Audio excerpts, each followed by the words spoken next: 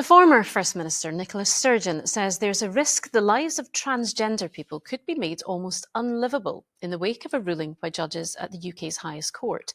The Supreme Court ruled that a woman is defined by biological sex under equality law.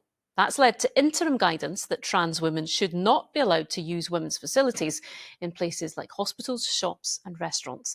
Our political correspondent Lindsay Bewes has more. Celebrations after a landmark ruling on a fundamental question. The Supreme Court found a woman is defined solely by biological sex under equality law. The regulator has already said this means trans women won't be allowed in women's facilities.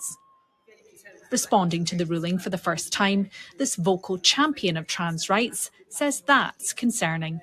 I don't think it's inevitable that judgment makes the lives of trans people impossibly difficult, but I think there is a danger that the interpretations that some are putting on that will lead to that. And if that is the case, then yes, it would be my view that the law as it stands needs to be looked at.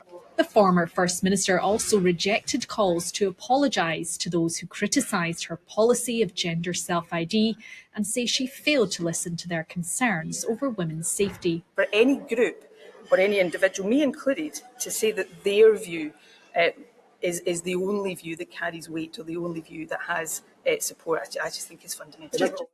The campaign group who fought the Supreme Court case rejected Ms Sturgeon's claims about the impact on trans people.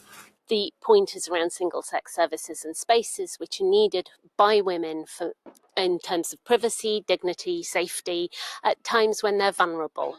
And the idea that a section of society, a male section of society's lives will become unlivable because they can't access those services is frankly wrong and quite disturbing. Nicola Sturgeon and her critics agree on one thing, that the Supreme Court ruling must be accepted. But it's the interpretation of that ruling and what it means for everyday life where they differ greatly.